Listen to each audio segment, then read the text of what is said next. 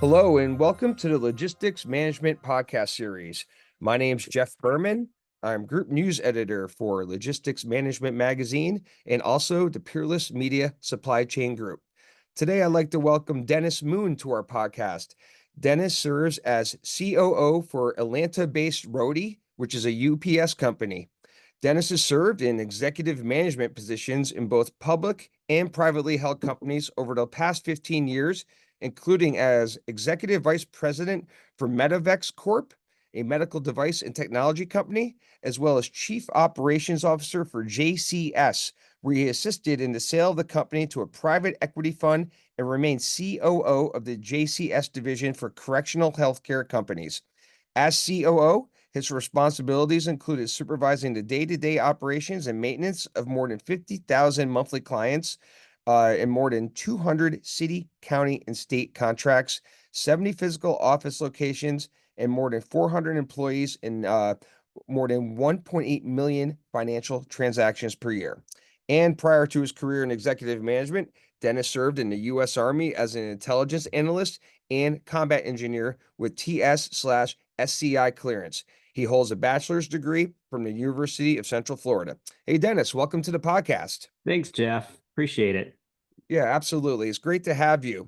So for Dennis, so for those listening, why don't you just give us a brief overview of Roadie and perhaps explain a little bit just about how you work within the UPS landscape, if you will. Yeah, no, that's a great question. Well, Roadie is a logistics management and crowdsourced delivery platform. We help businesses across all categories enable faster, efficient delivery, and we use crowdsourced drivers as our solution for on-demand delivery. But we also specialize in things that aren't as simple: oversized, sustainable type deliveries with eco vehicles, returns, warehouse direct distribution deliveries. So through Roadie, retailers can offer local delivery, touching more than 97% of the US population. And we have about 200,000 active daily drivers in various vehicles, from box trucks to small cars. And you ask about the UPS partnership. We've been with UPS going over 3 years now, and we really fulfill an area that they just didn't have a solution, which is that super rapid same day, an hour to 2 hour delivery model, which we're seeing more and more retailers looking for. Okay, terrific. Great overview. So obviously the calendar just turned to November, a busy time of the year. Uh, People in the logistics space have obviously been thinking about the holidays for 2024 holiday slash peak season for more than a while. But when we look at the 2024 peak season, Dennis, and what are some ways in which retailers can help to optimize delivery strategies, in order to ensure a successful peak in terms of operations, deliveries, et cetera? Yeah, it's a great question. Oh, two things really stand out this peak season. We haven't seen this short of a peak since 2019, with 25 days between Thanksgiving and Christmas, and even less business days. So you think of from a shipper standpoint, less shipping days. So what we're really seeing is a lot of businesses pulling products ahead of the holidays. Mm-hmm. The last mile supply chain is going to be tasked. It's going to be overwhelmed, I think, with just, the longer you wait to get those orders in, the more volume that's going to have to flow in a shorter amount of time. And to combat that, we're pretty impressed with what we've seen so far, as a lot of events are going to start, if not late this week, early next week, versus waiting until Black Friday, Cyber Monday, where you have very, very little room for anything to go wrong. Yeah, and that's key, especially when you consider that big big providers like UPS, for example, have cutoff dates as we get closer to Christmas. I can't remember what the exact cutoff dates usually are, something like December 20th or something like Yeah, that. exactly. Exactly. They're Um, usually within the 20th range. Okay, yeah. So timing is key, and it becomes more and more key, I guess, or important as the days fall off the calendar between now and then. All right, well, great. So, you had mentioned how Roadie handles big and bulky delivery, big and bulky items for delivery. How are retailers, in your opinion, handling and also addressing delivering those big and bulky deliveries, as well as efficiently handling them too? Yeah, it's somewhat of a newer segment for us. You know, we've been doing this now for over a decade, but we've been in the big and bulky business for a couple of years. This will be our biggest peak season by far.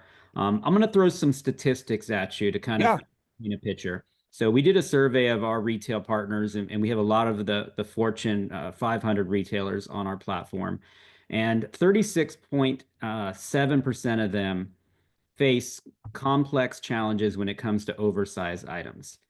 And what we're seeing is that more and more have to stock things that are being categorized as oversized. In fact, 20% of all of the retail items are classified in the oversized category now, which is up significantly from years past. Okay. But the biggest thing that they're dealing with when we say, okay, what are your pain points? One of them is going to be flexibility. Early cutoff times, when you think about the traditional methods to get big product to their customer, about 47% of the retailers say that is one of their significant issues that result in cart abandonment. So that is a big problem that we're trying to help them solve. Another two, when we think about, trying to empower our retailers to make as much as they can and to kind of seal the deal when it comes to that sale. Cart abandonment is also usually a result of slow delivery, um, Hmm. and the lack of flexibility when it comes to delivery windows. And we've all been there, right? We've all had to get a washing machine, a refrigerator, and that process is, unfortunately, even today, you probably need to be home for a 6 to 4 hour window because they're going to tell you your item will arrive between 12 and 4 or 4 and 8. We're trying to solve for that. We're trying to solve for it. Whereas, we can get really, really, really pinpointed delivery estimations and times and allow those retailers to seal the deal and deliver that item when the customer is at home. And we're doing that through a product that we just recently launched called Roadie XD. And I can talk a little bit about that, but the concept around it is really focusing on big and bulky, taking these items from a distribution center directly from the customer or the retailer's warehouse and bringing them in, unloading the tractor trailers, getting them out to our drivers, and delivering them in a very, very efficient and very predictable manner, and fast. That's the key. Okay. Terrific. Terrific. And when was that released? The new offering? We went live with it in April of this year. Okay. We are currently available in six, soon to be nine markets before the end of this year. And then we plan on adding hopefully another 50 next year. Okay, that sounds great. So when we look at building a resilient delivery network, what are some of the keys or the major steps that are needed in order to pull that off, Dennis? It really is dependent upon the shoppers. What we're seeing from them is, they're becoming more and more selective. As I'm sure everyone knows, people are value conscious. They prioritize their convenience and speed above everything else. And that tends to drive the broader demand when it comes to e-commerce. Fast fulfillment is important. So, this year has been a challenge for everybody in our business. Consumer spending has been resilient, despite some other economic, headwinds. And we just expect the consumers to continue to push what that they want, and that is they want full access of all of the inventory online. They want fast delivery of everything. It isn't just, the small items anymore. It isn't just maybe the medium size. I should be able to expect a couch to be delivered in the same manner as I would a hammer. So we did a study with our recent customers and found 66% of businesses are reporting higher conversion rates by rolling Hmm. out same day delivery, and 23% of those reported a 6 to 10% improvement in sales. So the customers are gravitating more and more to same day out of store, but they got to have everything. That's the key. That's a great point. And then when we're looking at same day delivery trends, what are you seeing there? If you could provide an overview of sorts. Yeah, we like to call it the Amazon effect, is that, people expect things very, very quickly and in a very convenient manner. So customers want and expect same day. They expect it from any retailer. It's table stakes now. It's not a nice to have. In a lot of cases, they don't want to pay a lot more for it or pay anything at all. So we just have to make sure that we partner with retailers and we make sure that they are competitive and allow them to be competitive when it comes to their same day space. Use data to help them increase their revenue. And I'll throw one more stat at you is just we Yeah. did another survey we conducted and found 80% of companies reported an increase in revenue when they offer same day delivery. So Okay. it's just it has to be something that's table stakes again, and the customers want it. Okay. That's great. It's interesting. And just to go back to sort of your parent company, when UPS had issued its second quarter earnings, their CEO Carol Tomei said something pretty interesting that I think a lot of the industry had been kind of practicing or doing already, but it's just been evident. She says something, and I just have it up on my screen here. She said during the second quarter, UPS experienced a shift toward value products, with shippers choosing ground over air and their SurePost product, which is with the USPS Overground. And there was also a notable shift in product characteristics with a surge in lightweight short zone volume moving into their network. Um, can you can you address that sort of from the roadie perspective? Because I can only imagine that that trend or sentiment is something that's very good for your network in terms of volumes and things like that. Yeah, I mean, I can only speak on it from the roadie side because I don't know a lot about what's going on behind the scenes at UPS. Oh But yeah, I guess I meant as it applies to yeah, roadie. I'm yeah, sorry. no, you did. No, I understand. So yeah, I think that for us, I think it's a double-edged sword in that, when you're getting more and more value items, even out of a traditional brick and model store that Roadie is delivering from today, um, you don't want the delivery cost to outweigh the cost of the actual item. So you have to be very cautious. Same day delivery as much as everybody wants it, or we'll just say 1 hour delivery, 2 hour delivery. There has to be a need, there has to be a priority, and there has to be a value in that item. So I'm not sure that people are seeing the same thing when you order a nice to have versus I must have it. And that's why I think Roadie is really, really doubling down on these big and bulky items because a lot of these are priority items, washing machines and refrigerators. Although we're not, I would say we're not heavily into that right now, but that is something that comes to mind when your washing machine is out, you need a replacement, and you don't need to wait 7 to 10 days to get it. There are other things that are in that big and bulky space that I think would really, really help complement the uh, the expedited delivery model. But Okay, back to your question, I just think that it's going to be a very interesting transition as the value of the items being delivered are less and less. The cost of delivery, definitely is going to be a factor. You don't want to pay more for delivery than you do for the actual purchase. of course. Okay, that's great. And then, given the timing of the year, we're early into November. Um, Capacity can be tight in some instances. There's seasonal factors going on, obviously, but there's also sort of increased competition, it seems, within the last mile. And you see more regional last mile players. You see the USPS active in that space. How are you guys positioned in terms of the market? Just because the market is somewhat fragmented, but there are a fair amount of more players than there have been in recent years. Yeah, great question. And I think for us, it's, constant communication. I know I rattled off a lot of different surveys, but the key to the surveys and talking to our customers is understanding what they need. We've got to stay competitive, but at the end of the day, we service the retailers who service their end customer, and we need to get ahead of the trends, not chasing the trends. So we need to understand what it is that they need to help better serve their customer, to drive sales, to eliminate the cart abandonment. That's just the key. And competition is great, and if everybody is doing everything they possibly can to service the retailer, then Mhm. everyone will be in a better place. Okay. All right. Interesting. And I wanted to hit on sort of imports slash inventories just for a moment. I'm sorry, import levels were really high in 2024, especially in recent months leading up to, peak preparation. You saw really high import volumes, especially at West Coast ports like in Long Beach and Los Angeles. Retail sales have been relatively solid.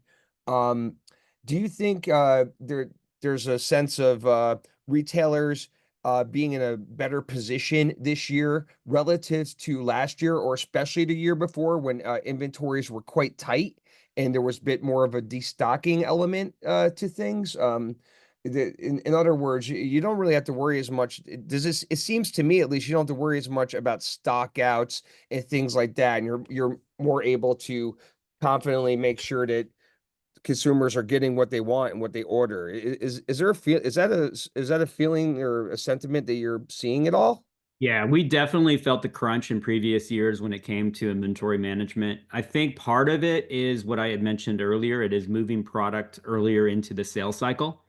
So bringing it all here now, selling it next week, the week after, maybe replenishing one time as we get closer to Christmas. But that, yeah, I think that that's what we're seeing. We don't hear a whole lot, as much, at least as much of the inventory issues as we had in years past, especially Okay. as we're heading into this peak. Okay. And with sort of a parallel follow-up, I guess. How do you see the strength of the consumer at the moment? And I only ask that because the last inflation reading was pretty solid, as was GDP, and also consumer confidence appears to be somewhat encouraging. Um, do you guys have sort of a good beat on an optimistic approach to this year's peak in terms Yeah. of where things might end up? I mean, from our standpoint, we feel like it's going to be a very strong peak. We feel like the consumers are going to spend, um, I don't have a percentage, but I just know based on volume estimates and the number of drivers that we're bringing on, the number of locations that we're going to be prepared to service, the number of hours that we're going to be available. Um, it's going to be a very strong peak, and I think that, it'll be spread, as I Hmm. mentioned, right? You're going to start to see spending, if not this week, next week. It'll flow all the way through the end of December, but it's just not going to be this big one-two punch of a Black Friday, Cyber Monday that maybe we'd seen 5 years ago. Got it. Got it. That makes all the sense in the world.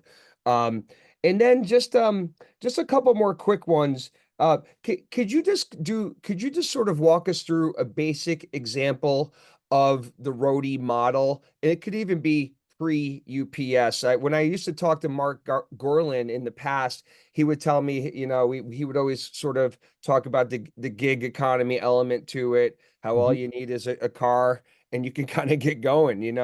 For those who weren't familiar with the model, can you just sort of provide a top level overview? Yeah, as Mark had mentioned, right, all you need is a car. I think the things that have changed over time is the different vehicles. So, for some of the on-demand companies out there, a car is good enough for rideshare. For us, you could have a car, you can have a truck, you can have a box truck, you can have a cargo van. Yeah, The way it works in Roadie is that orders come in off of the e-commerce system. So major retail customers, you may go in and buy something. You want to buy a drill, as an example. As soon as that hits the system, and it'll get pushed over to us if you choose same day delivery or 2 hour delivery. And then we will notify all of the drivers that are within the vicinity of that pickup location that this is available. Those drivers can, choose to offer on it, say, oh, yeah, I'm going that way. I'll pick it up and I'll do it. They pick it up and deliver it to the end customer. And then it's just a really seamless transaction from everybody. Now, there's a lot more behind the scenes from communication, data sure. science, machine learning. But at a high level, that's really just the process.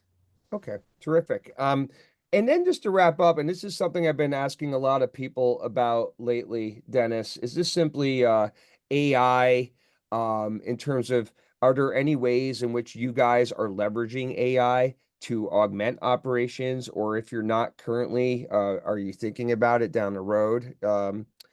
Just be curious to hear about that. I think, yeah, we've got a lot of AI projects that are being worked on right now.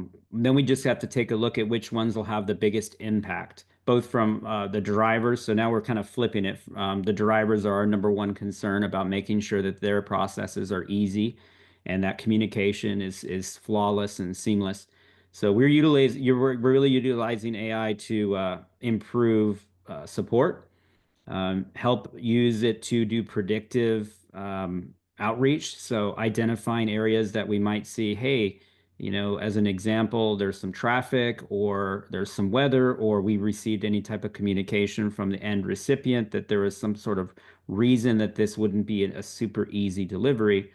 Identifying that and communicating it to our driver base is probably one of the first things we want to do. And then, Okay. like many companies, also utilizing it to just as a customer support tool is we do millions and millions of transactions. We get lots and lots of inbounds, and a lot of times it's somebody just asking, "How does it work? I want to become a driver. What do I do?" And using AI to properly channel those so that they don't clog up the system where I have an active driver who may have a flat tire.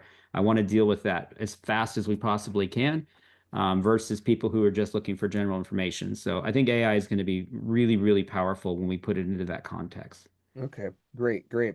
And I said that was the last question. I'll ask one more quick one and then we'll wrap up. And that's just simply, where do you see the market? And I guess I'm really talking about sort of, that final mile, last mile element where you guys are have a major presence. And where do you see that in the next couple of years? Where do you see things going? Like, or what could be in store basically? Yeah, I think that point to point, which is the original model, is going to see more pressures from a cost standpoint. I don't know, I think the question is going to be who pays for it. Mm-hmm. Density and consolidation is going to be a big undertaking that everybody's going to be looking at in the next couple of years is how do you get more deliveries? How do you kind of condense, even if it's a small condensed route? A driver picking up five things versus one just is makes more sense from a unit cost economic standpoint. So I think that that's going to be the overall push.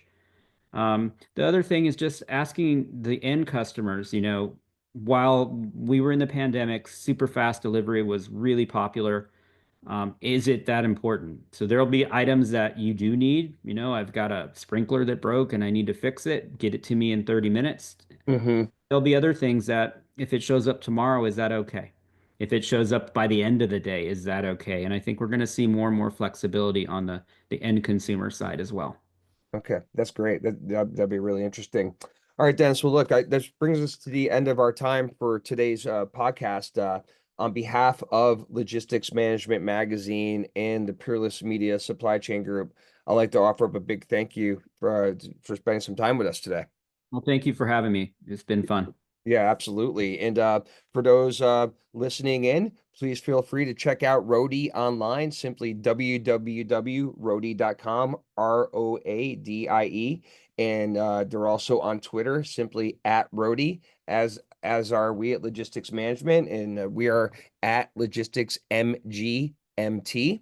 And for those of you that are not subscribed to our podcast, please feel free to go ahead and do so wherever you get your podcasts. All you have to do is look for Supply Chain 24/7 and it will pop right up.